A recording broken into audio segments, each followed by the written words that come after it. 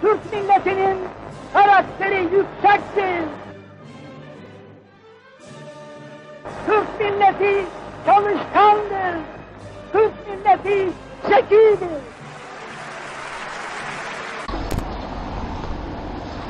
Merhaba arkadaşlar, Hanoğlu Medya kanalına hoş geldiniz. Bir kez daha Türkçe içerikli video ile karşınızdayım. Bugün Türkiye Cumhuriyeti'nin kurucusu Mustafa Kemal Atatürk'ün Kırklareli'ndeki evini ziyaret edeceğiz. Kırklareli'ndeki evi Yayla Mahallesi'nde yerleşiyor. Bu ev Atatürk'ün doğduğu Yunanistan Selanik'taki evin neredeyse birebir kopyası. Bugün sizlerle beraber Atatürk'ün evini gezeceğiz. Hadi o zaman başlayalım.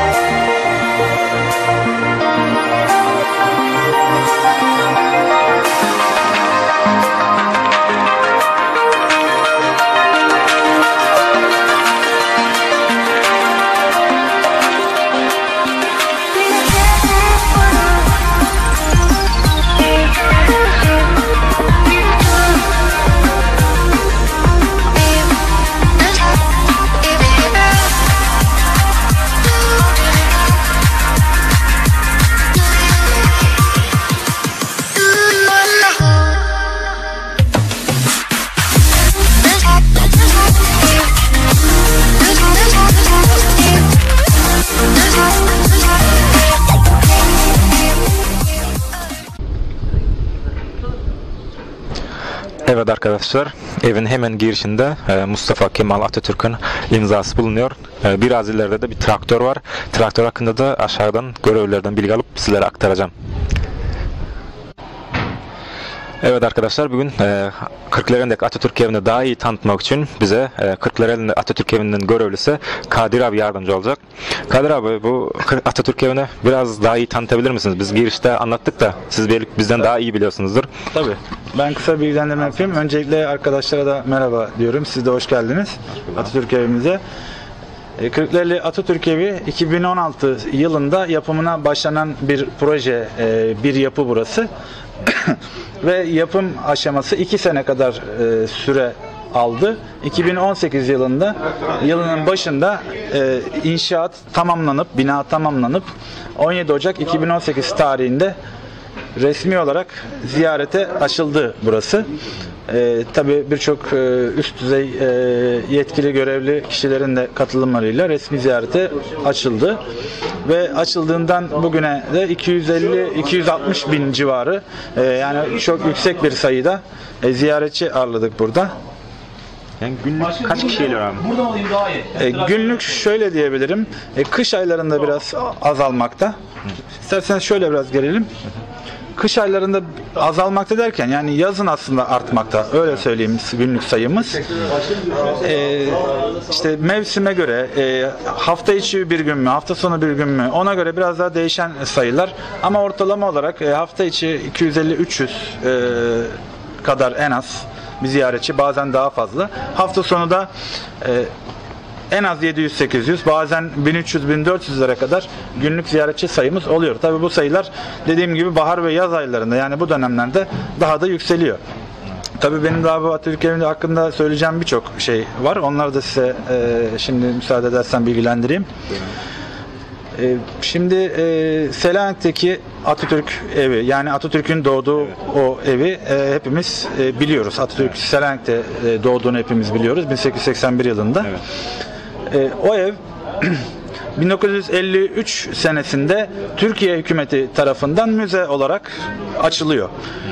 Tabii Atatürk hayattayken 1935 yılı olması lazım, yanlış hatırlamıyorsam 33 de olabilir. Büyük ihtimal 1935 yılında Atatürk'ün sağlığında, Atatürk hayattayken Yunanistan hükümeti Türk devletine bir jest olarak Atatürk'ün bu doğduğu evi tapusunu veriyor. Yani diyor ki artık bu Atatürk'ün doğduğu bu ev Türkiye devletine aittir. Bir jest olarak, bir hediye olarak veriyor. Ondan sonra Atatürk öldükten sonra 1953 senesinde, hatta 10 Kasım günü açılışı yapılarak ziyarete açılıyor Selanik'teki o Atatürk Evi Müzesi. Müze olarak kullanılmaya başlanıyor. Fakat 2012 senesinde bir restorasyona uğruyor bu ev. Modern müzecilik adı altında. Bu restorasyona uğrayınca bu Yunanistan'daki Atatürk Evi onun içindeki eşyaların neredeyse tamamı o evden alınıyor. Yani 1953 yılında işte İstanbul'da Dolmabahçe Sarayı'ndan, işte Atatürk'ün diğer oturduğu, konakladığı saraylardan, evlerden, yerlerden toplanan eşyalarla oluşturulan o evdeki o eşyalar alınıyor. İşte büyük ihtimal Kültür Bakanlığı'nın depolarına, belki bir iki farklı müze benzeri yere veriliyor. Onun detaylarını tam bilmiyoruz. Onu Kültür Bakanlığı'nın bileceği bir şey o. Bu düzenlemeden sonra evin içine eşyalar, yani alınınca boş bir ev gibi bir hal oluyor orası ve ekranlar konuyor böyle, işte sinematik gösterimler, işte çeşitli videolar falan, böyle çeşitli tanıtımlarla orayı yeniden düzenliyorlar. Ama tabii o evin asıl orijinal halinin bütün ruhu, maneviyatı aslında kaybolmuş gibi bir durum oluyor. Şimdi belediye başkanımız Sayın Mehmet Siyam Kesimoğlu da Selanik'teki Atatürk Evi'ne daha önceden defalarca gitmiş olan birisi. Bu restorasyondan sonra oraya tekrar ziyarete gittiğinde bu evin yeni halini görünce tabii çok üzülüyor. Yani oradaki bu ruhun, maneviyatın yok olmasından dolayı çok üzülüyor. Üzüntü duyuyor ve bir fikir olarak diyor ki biz bu evin eski halini Kırklareli'de yapalım ve burada yaşatalım. Tabii Kırklareli halkının Atatürk'e olan sevgisi, ne kadar Atatürkçü olduğu zaten malum, herkes biliyor. Kendisi de bunu bildiği için hani Kırklareli'ye de bu ev çok yakışır düşüncesiyle böyle bir fikir, proje ortaya çıkıyor. Projenin çıkışı bu şekilde. Dediğim gibi 2016 yılında yapıma başladı. 2018'in 17 Ocağı'nda ziyarete açıldı evimiz. Ve evimizin İçerisinde 4 tane silikon heykelimiz var. Onları da yine içeride size gösteririz. 2 tane Atatürk silikon heykeli, bir Zübeyde Hanım ve Ali Rıza Bey'in silikon heykelleri ve Atatürk'ün kullandığı bazı orijinal eşyalar da mevcut evimizde. Kalanını isterseniz evin içinde de devam ederiz. Fakat şurada hazır bahçedeyken evin içinde daha detaylı gösteririz ama şu an bahçedeyken bu traktörden bahsedelim. 1929 yılı yapımı, Sovyet, yani şu anki Rusya, o zamanki Sovyetler Birliği yapımı olan bir traktör, HSCS marka ve Atatürk'ün orman çiftliğinde kullandığı o meşhur fotoğrafı olan, hatta o fotoğrafları şöyle isterseniz alabiliriz, yaklaşabilirsen.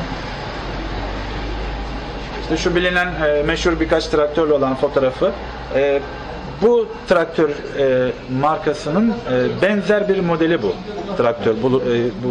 Hatta aynı döneme ait, aynı senelere ait olan bir traktör ve o 3 modelden bir tanesi olma özelliğine sahip ve Tabii bu traktörü evimize kim bağışladı onu da söyleyelim. Kırklareli olan bir emekli hava tümgeneral Mustafa Köseoğlu isminde bir komutanımız. Bu Kırklareli'deki kendi evinin bahçesinde bulunuyormuş bu traktör çok senelerden beri. Saklanmış, korunmuş yani. Ondan sonra Atatürk evinin açıldığını duyunca tabii ayrıca belediyemiz de o zaman duyuru yaptı. Atatürk evini açacağız biz ama buraya tarihi objeleri olan işte Atatürk'le ilgili olabilir veya ilgisiz ama tarihi nitelik taşıyan objeleri evimize bağışlamak isteyenler belediyemize başvurabilir şeklinde böyle duyurular yapılınca komutanımız Mustafa Bey de buradaki kendi bahçesinde bulunan traktörü belediyemize yani aslında Atatürk evine bağışlamak istediğini söylüyor. Ve o şekilde bağışlanan traktörümüz orijinaline uygun bir şekilde boyanıp ufak bir tadilattan geçirilip boyanıp orijinali olan yani sıfır haliymiş gibi orijinali haline getirilip bu şekilde evimizde sergilenmekte. Bu traktörden böyle bilgi vermiş olalım biz. Kalan bilgilerimizi de evin içerisinde verebiliriz. Ayrıca şurada bahçemizde bir peyzaj düzenlemesi olarak Atatürk'ün imzası çiçeklerle buraya yapılmış durumda. Onu burada bulunan merdivenimizden yukarıdan çektik. Evet, çektiyseniz doğrudur. Bundan da bahsetmiş olalım. İsterseniz Şimdi de içeri geçelim. Evet, evin içerisinde yine bilgilendirmeye devam edelim. Çalıştırması gelin önce.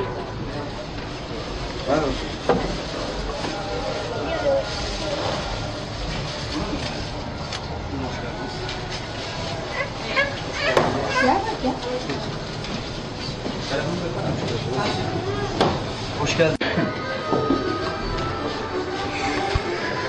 Şimdi bu oda hakkında bilgi verseniz abi. Şimdi evimizin içine girdik. Burası zemin kat bölümümüz. Hol bölümünden içeri girip hol bölümünün hemen bitişindeki çocuk odasına gelmiş bulunmaktayız. Şimdi evimizle ilgili genel bilgi olarak söyleyeceğim bir şey daha var. Onları da ekleyip sonra burayı ve diğer bölümleri de anlatacağım. Evimiz dediğim gibi 17 Ocak 2018 tarihinde açıldı. Fakat şöyle bir durum var. Evimizin yapımına Kırklareli Belediyesi'nin bir projesi kapsamında, Kırklareli Belediyesi'nin yürüttüğü bir proje kapsamında devam edildi ve bitirildi.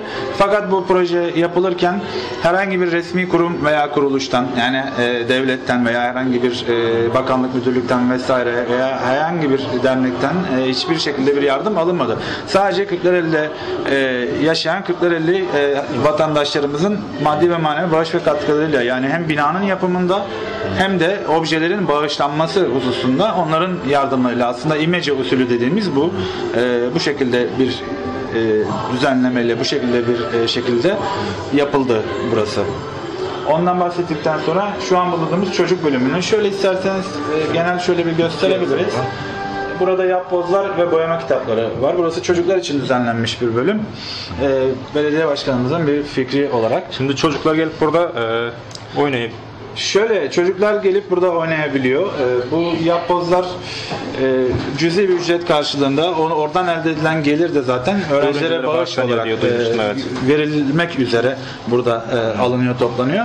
Aynı şekilde karşıtı bölümde göreceğimiz satış bölümünde de yine oradan elde edilen gelir de aynı şekilde Kırklareli'de üniversite okuyan öğrencilere bağış olarak verilmek üzere toplanmakta.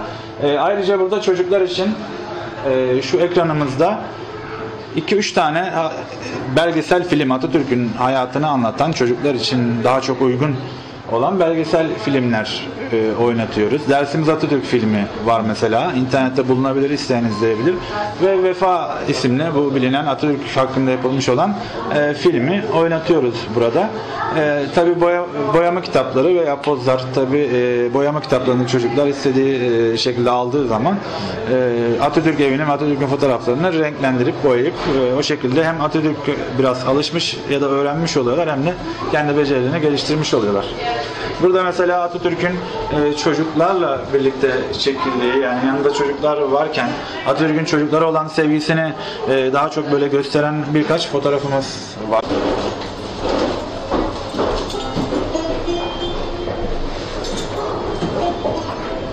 Evet, şimdi satış bölümümüze bir girip bakalım.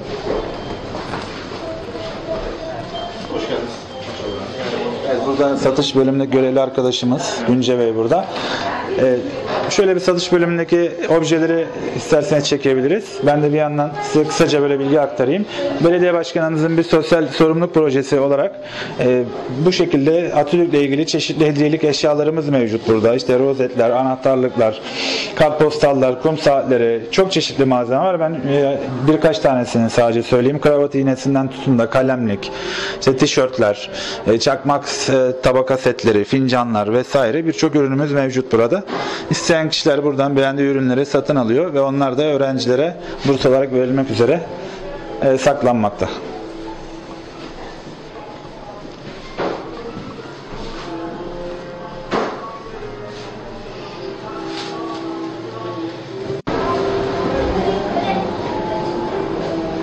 Evet, bu fotoğraflarda da Atatürk'ün Trablusgarp cephesinden başlayarak Filistin cephesi, Trablusgarp cephesi, meclisin açılması, Cumhuriyet'in kurulması ve sonrasına kadar sırayla burada fotoğrafları mevcut. Bu karşıdaki gördüğümüz büyük fotoğraf kum atmayla o şekil bir yöntemle yapılan Serdar Okan isimli bir zanaatkar tarafından yapılmış olan bir fotoğraf. Simgesel bir fotoğraf. Fotoğrafta ön tarafta aşağıda yani ön tarafta Mustafa Kemal Atatürk'ü görüyoruz. Burası Çanakkale'nin böyle bir temalandırılması. Çanakkale Deniz Savaşı'nda ve orada savaşan askerler ve üst tarafa da denizin üstünde Atatürk'ün gözleri bu şekilde temalandırılmış. Üzerine şöyle baktığımız zaman sert kum tanelerini görüyoruz. Tabii bunlar daha böyle saydam kumlar yani. Fotoğraf gözüksün diye bu şekilde bir yöntemle yapılmış olan bir fotoğraf. Yine Atatürk'ün çeşitli fotoğrafları, hepsinin açıklamaları burada yazmakta numaralarıyla birlikte. Buradan evet, bina 3 kattan oluşuyor. Şimdi zemin kattan gelmiştik üst katımıza yani orta katımıza doğru şöyle devam edelim. Evet, şu an evimizin orta kat bölümündeyiz. Zemin katın bir üst katına çıktık ve orta katımızın hol bölümü burası şu an. Yani odalara açılan bölüm. Buradaki objelerden kısaca bahsedeyim ben size. Burada gördüğümüz büfe vitrinin içerisinde çeşitli objeler var. Bu objelerin hepsini belediye başkanımız kendi özel koleksiyonundan Atatürk evimize bağışladı. Ve bu objelerin içerisinde Atatürk'ün kendi kullandığı bazı objeler de var. Şuradan şöyle ben size göstererek hemen anlatayım. 20 Aralık 1930 tarihinde Mustafa Kemal Atatürk Kırklareli'ye geliyor ve burada 2 gün misafir olarak kalıyor. Bu 2 gün süre zarfında kullanmış olduğu çatal bıçak setleri, sürahisi ve yağdanlıkları burada üst tarafımızda mevcut. Hemen şurada orta tarafımızda gördüğümüz şu sigara tabakası, el feneri ve termometre, ateş ölçer Atatürk'ün kendi şahsi eşyaları olarak yerini almış durumda. Milli mücadele döneminde kullandığı şahsi eşyaları. Bunlar orijinal bu şu ana kadar saydıklarım. Ve büfede bulunan diğer eşyalar da Atatürk'ün yaşadığı dönemle çağdaş yani aynı döneme ait ama başkaları tarafından kullanılmış olan eşyalar. Burada ufak ilaç kutularımız mevcut. Burada eski Osmanlı paralarının birkaç örneği var.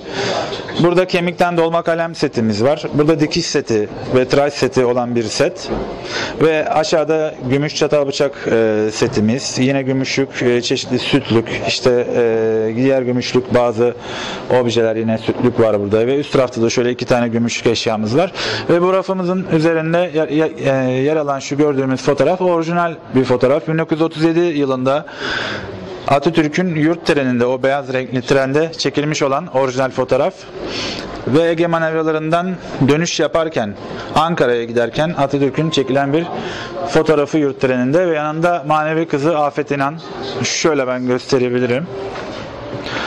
Atatürk sigara içen bir görüntüyle, onun yanında Afet İnan, İsmet İnönü, Celal Bayar hemen yanında ve arkada da Maraşal Fevzi Çakmak'ın burada görüntüsünü görüyoruz. Ve onun hemen üstündeki antika bir Osmanlı kadranlı bir saat 9'u 5 geçe ayarlı şekilde burada duruyor. Atatürk'ün ölüm saati. Karşıya döndüğümüzde karşı duvarda yer alan bu ayna ve konsol takımına dresuarlı ayna diye tabir ediyoruz. Bu dresuarlı aynamız 149 senelik bir ayna ve Osmanlı döneminden ve kenarında Osmanlı ağaç işlemelerinin, Osmanlı zamanındaki ustaların ağaç işlemelerinin ve buradaki boyama işçiliğinin örnekleri var. Daha yakından bu kenarları bir gösterelim. Mesela şuradaki boyama işçiliği. Camın arka tarafına yapılan boyamalar üst taraftan zedelenmesin diye korumak amacı arka tarafından yapılan boyama şekliyle ve buradaki ağaç işlemeyi şöyle görüyoruz. Ve burada konsolu dresuarlı dediğimiz işte giyinme yeri gibi bir anlamı var. O zamanlar kullanılan böyle konsollu bir set ve bunun benzerleri Atatürk ve Atatürk'ün yaşadığı Dolmabahçe Sarayı ve Topkapı Sarayı gibi müzelerde bunun benzerleri mevcut. Şimdi şöyle hemen modern çalışma odamıza şöyle geçip bir bakabiliriz.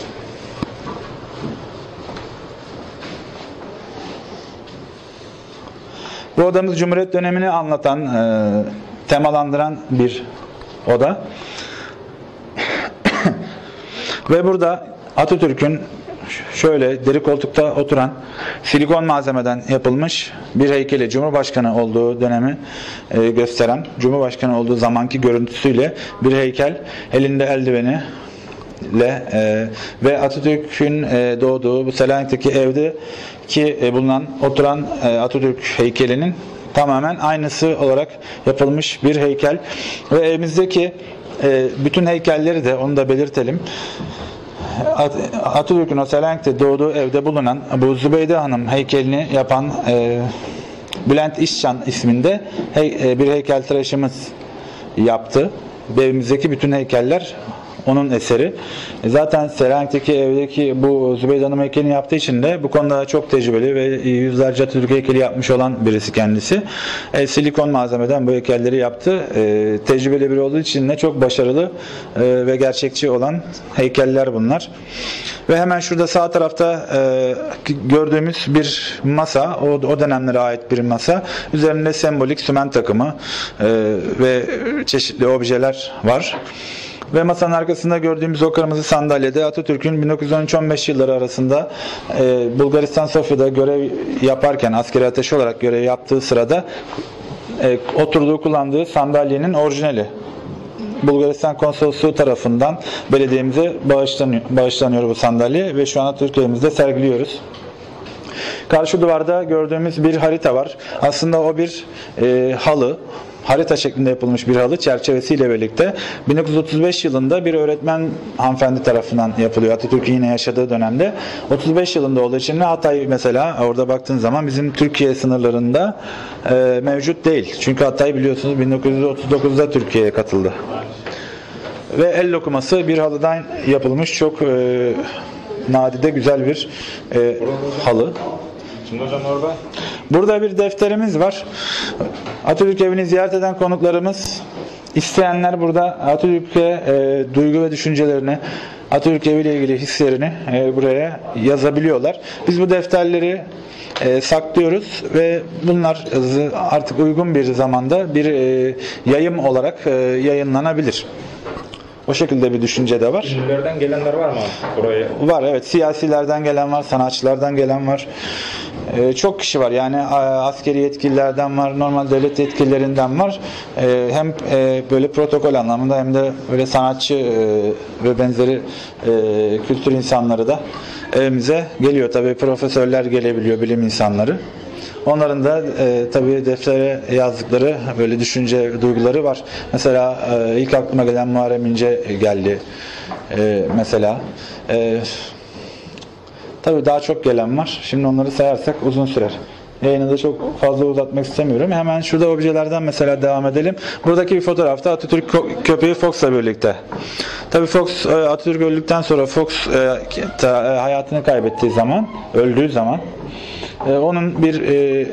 onun vücudu bir mumya olarak Anıtkabir'de sergileniyor. Yerde şöyle bir halımız var. El dokuması ipekten yapılmış bir halı. Manisa Gördes Manisa'nın bir ilçesi olan Gördes'e ait bir halı, Gördes halısı. 153 senelik, yani çok eski bir halı ve el dokuması kök boyadan. Çok değerli, kıymetli ve nadide bir halı. Dünyada 3 tane örneği var bu halının. Ve hemen sağ tarafta bir Çekoslovak model üçlü koltuk takımımız var. Ve antika bir yine tabii o.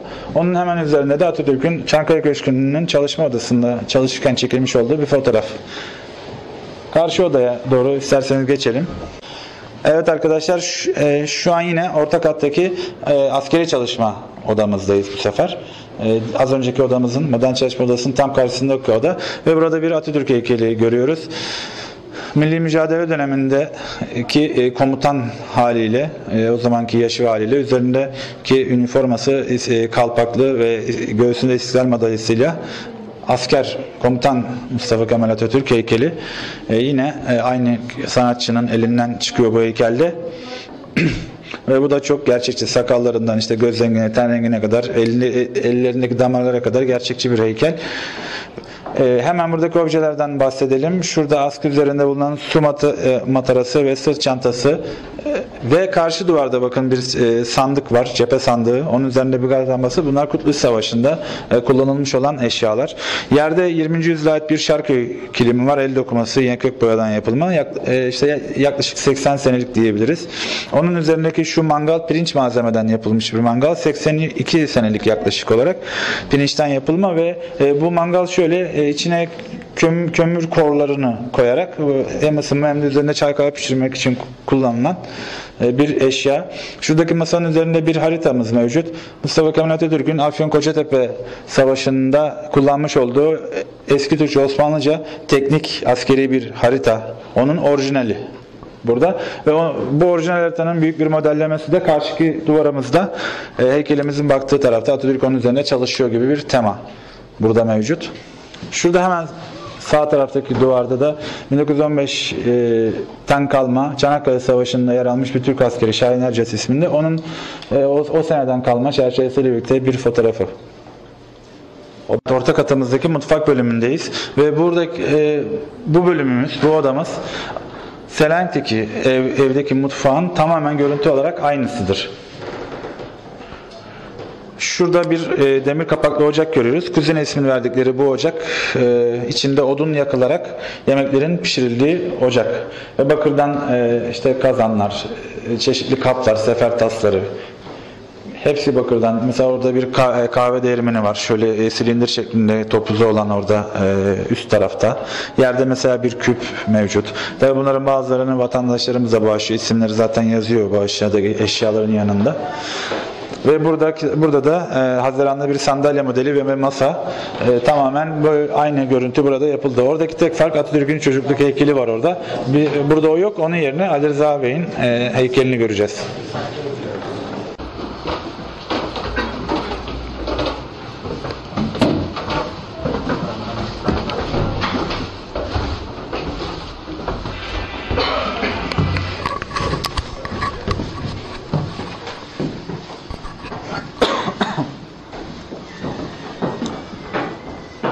Evet arkadaşlar, şimdi en üst katımıza çıktık. Son katımız.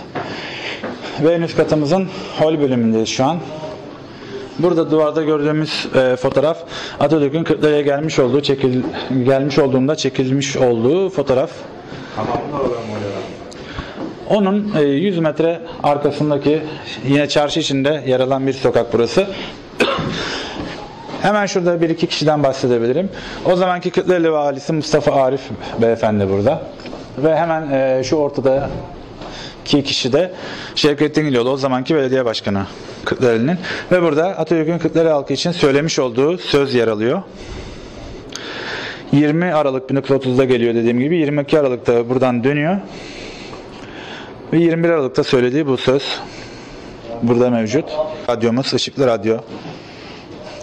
Şurada fotoğraf ve burada sembolik yani temsili paralar görüyoruz.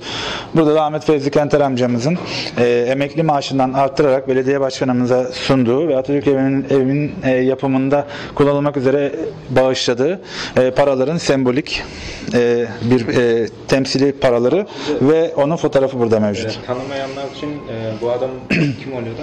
Kırklareli'de yaşayan Atatürkçü bir amcamız kendisi ve fotoğraftaki diğer kişi de belediye başkanımız Sayın Mehmet Siyam Kesimoğlu burada. Şimdi emekli parasını değiştirdi. Evet, arka cebinden çıkardığı yırtık zarfın içerisinde başkanımıza 20'lik ve 10'luk banknotlar halinde uzatıyor ve diyor ki işte duydum ki Atatürk evini yapıyormuşsun.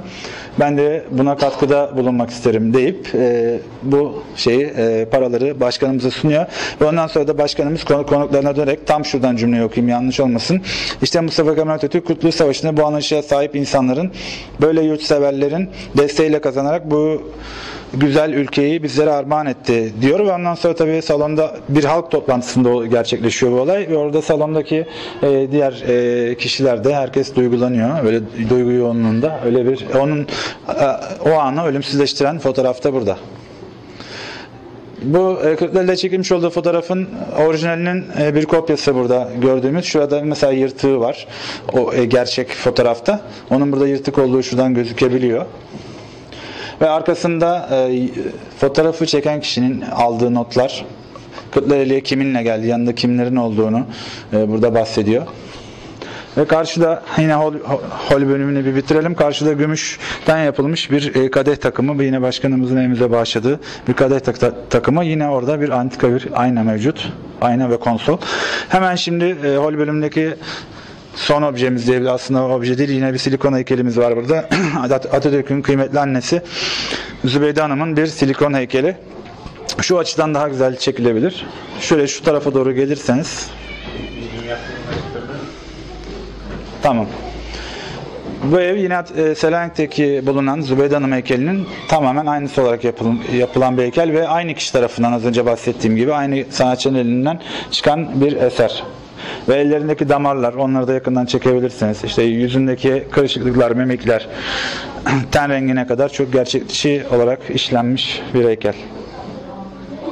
Dediğim gibi bütün heykellerimiz silikon malzemeden. Şimdi yatak odasına hemen şuradan geçiş yaparak devam edebiliriz. Yatak odasında şurada bir sedir görüyoruz. Tabii bu orta kattaki holde de vardı. Zübeyde Hanım'ın şimdi oturduğu sedir yine o hol bölümümüzde de mevcut. Yani onların oturdukları o Selanik'teki evde yaşarken ki Atatürk o evde doğuyor ve 7 yaşına kadar o evde yaşıyor. Kirada oturuyorlar orada. Babasının ölümünden sonra 7 yaşındayken ölüyor. Babası maddi sıkıntı girdikleri için aynı muhitte başka bir daha ufak bir eve geçiyorlar yine kiracı olarak. Ve şu an bulunduğumuz yatak odasının görüntüsü buradaki bütün objelerde yine bahsettiğim o 1953 yılındaki yatak odası düzenlemesinin tamamen aynısı. Selanik'teki evdeki yatak odasının tamamen aynı düzenlemesi. Burada bir çeyiz sandığı görüyoruz. 150 senelik Edirne kari işlemeleri üzerinde olan böyle bu boyamalar yani 150 senelik yaklaşık bir çeyiz sandığı çok eski ve onun içinde çeşitli oya ve dantel işlemeler Fatma Efe teyzemiz tarafından bu Burgaz'ın Ertuğrul köyünde kendi köy evini kültür evine çeviren bu Fatma Efe teyzemizin onun evde bayağı bir ziyaretçi aldığını biliyoruz. Çok sayıda ziyaretçi alıyor. Onun Atatürk evimize bağışladığı objeler. Yerde 1910 yılına ait Suriye Halep dokuması, seccade başörtüsü, bunlar ipekten yapılma ve el yapımı. Burada pirinç malzemeden bir karyola yatak ve antika bir yatak. Üzerinde pembe yatak örtüsü, üzerinde Selanik model dantel işlemeleriyle birlikte. Ve şu yastığın beyaz kılıfında renkli işlemeler var bakın ve aynı işlemeleri şurada yere sarkan kenarlıkta da var. Kanaviçe dediğimiz dantel işlemeleri örnekleri. Bunlar hep Rumeli tarzı yani işlemeler, oyalar oluyor. Yatağın üzerinde kadife çanta içerisinde Kur'an-ı Kerim. Burada Osmanlıca bir yazı, Türkçe manasını biz hemen sağ tarafına yazdık. Ve onun altında annesinin babasının yine fotoğrafları. Yerde bir 20. yüzyıl şarkı öykülemi 1900'lü yıllara ait yaklaşık yine 70-80 senelik diyebiliriz. Ve onun üzerinde rahle ve Kur'an-ı Kerim yine burada mevcut. Ayrıca burada yine diğer bir kıymetli eşyamız olarak da Atatürk'ün Cumhurbaşkanı olduğu zaman mecliste ilk defa Cumhurbaşkanı olarak konuşma yaptığında giydiği bir frak takım elbise var. Onun orijinali Anıtkabir'de. Onun aynısı olarak diktirilen bir frak takım elbise burada bizi karşılıyor ve en sonunda şurada ufak bir kömür ütüsü var. İçine yanmış kömür konarak, o zaman elektrik olmadığı için o şekilde ütü yapılan bir obje. Evet arkadaşlar, şu an oturma odasındayız. Yine son katımızdaki oturma odası. Bundan ayrıca bir banyo bölümümüz de var. Orayı da size göstereceğiz. Oturma odasında şöyle iki köşe boyunca uzanmış sedir ve üzerinde böyle dantel işlemeleri olan beyaz örtüler. Yine bunlar Rumeli tarzı dantel işlemeler. Yine vatandaşlarımızın bağışladığı şeyler bunlar. Kendi el emekleriyle yapılmış. Ve Ali Rıza Bey'in ayakta bir silikon heykeli. Var olan tek Ali Rıza Bey heykeli bu. Başka yapılmamış yani. Yine aynı kişi tarafından, Bülent İşcan tarafından böyle bir esere dönüştürülen bir silikon heykel. Yanındaki konsol ve üzerinde bir gramofon. Alt katta ben orada söylemeyi unuttum. Atatürk'ün oturduğu, deri koltuk üzerinde oturduğu o odada hemen sol köşede bir pick-up modeli vardı. Antika bir pick-up modeli. Ondan da burada bahsetmiş olalım. Ve onun yine benzeri bir müzik eşyası, müzik enstrümanı olan gramofon. Yine üzerine plak konarak böyle bu şekilde müzik çalınan eşya. Bunu zaten birçok kişi biliyordur. Onun yanında yer alan bir orijinal fotoğraf 1929 yılında çekilen Ankara Gazi Orman Çiftliği'ndeki Marmara Köşkü'nde Mustafa Kemal Atatürk'ün başyaveri Rusya'yı Savaşçı ile birlikte çekildiği bir orijinal fotoğraf. Duvardaki şu diğer fotoğraflarda şu sarı altın çerçeveli fotoğrafımız Zübeyde Hanım'ın 1923 yılında ölmeden 1921 yılında ölmeden 2 sene önce 23'te ölüyor çünkü. Bu 21'e ait bir fotoğraf. İzmir'de Karşıyaka'daki oturduğu Bahçeli Köşk'ün bahçesinde çekilen bir fotoğraf ve Zübeyde Hanım'ın hemen arkasında yer alan ayaktaki çocuk da Abdurrahim Tunçak, Atatürk'ün manevi oğullarından bir tanesi ve diğerleri de işte orada Zübeyde Hanım'a hizmet eden bayanlar var. Ve buradaki diğer fotoğraflar 5 tane kahverengi çerçeveli fotoğrafta Suriye, Şam'da görev yaparken Atatürk'ün çekilmiş olduğu fotoğraflar. Tabi bu fotoğraflar orijinaldi, zaten orijinal olanları söylüyorum. Yerde yine bir 20. yüzyıla ait bir şarkı öykülü el dokuması kök boyadan yapılma. Kök boyanın özelliği şu: doğal malzemelerden yapılan, eskiden çok kullanılan bir yöntem bu ve doğal malzemelerden elde edilen bir boya olduğu için de bu boyanın rengi solmuyor. Boya hiçbir şekilde kendini atmıyor. Mesela bu 70-80 senelik ama 0-1 kilim gibi karşımızda böyle renkleriyle duruyor. Kök boyanın özelliği bu. Üzerinde bir bakır malzemeden yapılmış bir mangal. Alttaki pirinç malzemeden, o daha hafif bir malzeme. Bu daha ağır bir bakır malzemeden yapılan bir mangal modeli. Üzerinde kartal heykeli var. Kenarlarındaki kulpları da ay yıldız şeklinde. Kartalın da o zamanlar bereketi, işte bolluğu simgelediğine inanılıyormuş. Şimdi bu da sıcak tutmak için mi? Aynı görev yine. Kömürü dışarıda yakıyorlar. İçeride yakmamaların sebebi o duman içeride, çünkü çok şey olur diye, sıkıntı yaratır diye dışarıda yakıp onu işte bir demir, artık bir kürek, bir eşyayla alıp yanmış halde bunun içine koyuyorlar. Ondan sonra içinde işte kömür de çay kahve de pişirebilir o kömürün üzerine. Ve tabi soba o zamanlar ya çok yaygın değil ya da hiç olmayan, belki bir soba daha yok belki o senelerde. Böyle mangallar kullanılıyormuş. 1800'lü yılların işte 80'leri sonlarına doğru. Perdeleri çekmişken elimizdeki bütün camlardaki yer alan perdelerde böyle topuzlu perde. Selanik'teki evde de çünkü böyle topuzlu perdeler var.